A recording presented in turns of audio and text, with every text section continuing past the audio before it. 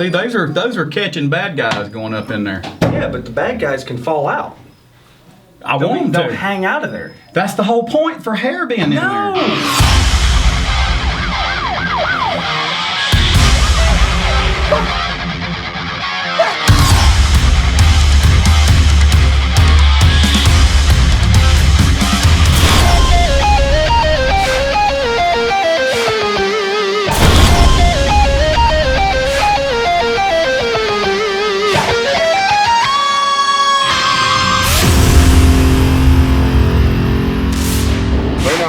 Go out to a target range with the canines to see how the dogs react when they hear gunfire. Some of these handlers, they never have the opportunity to have their dog out around gunfire or even being able to draw their weapon and fire while having their dog inside.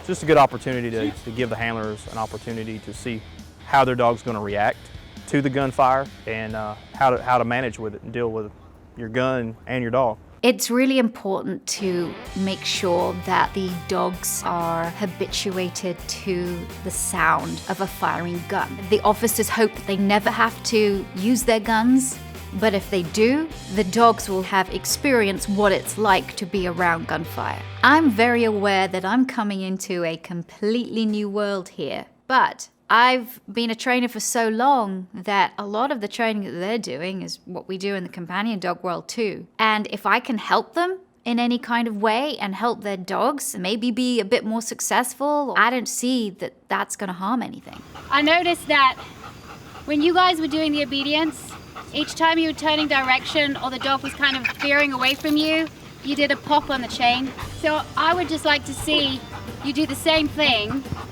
trying just with your voices to be able to do that obedience rather than using that kind of crutch, as I call it. I don't think the leash should be used as a crutch. I think the leash is there to attach the dog to yourself, but sometimes it gets overused. She said crutch, not crotch. Okay, Crutch.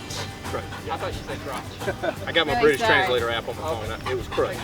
So, just to placate Miss Positive here, can you just do that and see? Hey, it might not work, but it's worth a try. We can. Ooh, I like it. Not one pop. Beautiful. These dogs are completely in tune with you anyway. The more you pop, the less they're going to listen to you. But the more you talk to them, the more they're going to listen to you. The more you use your voice, the less you're relying on that. You don't need that.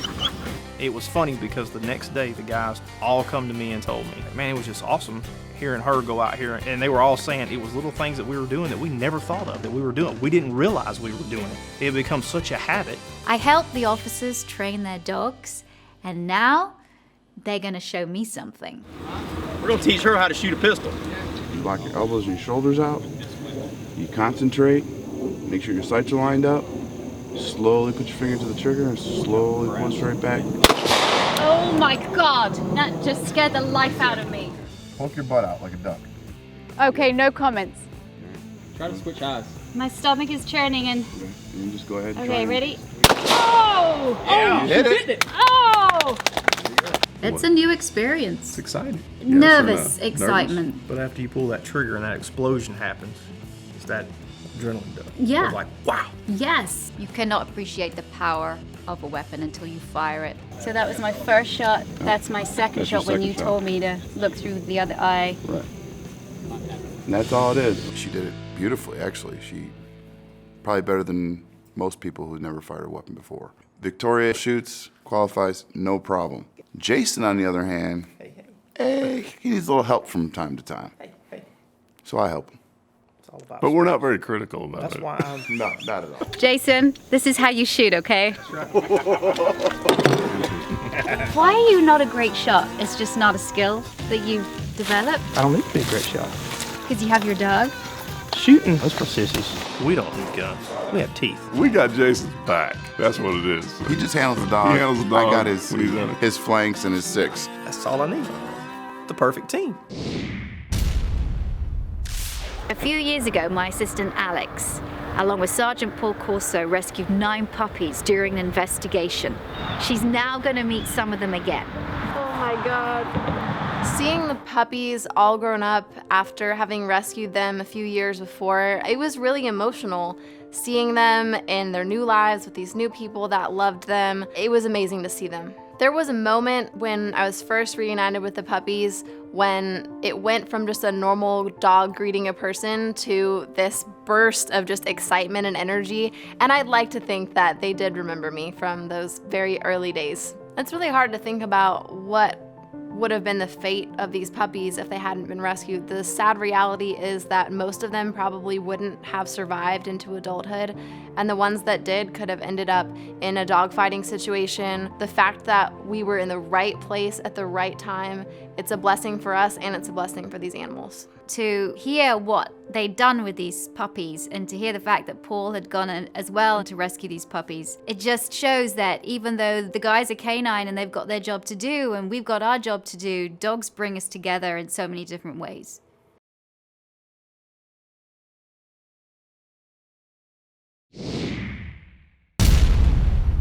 To really understand what it's like to be a firefighter, you gotta ride in a fire truck. I've been in a lot of situations since we started filming Guardians of the Night. This is a totally different deal. It goes against everything that I feel.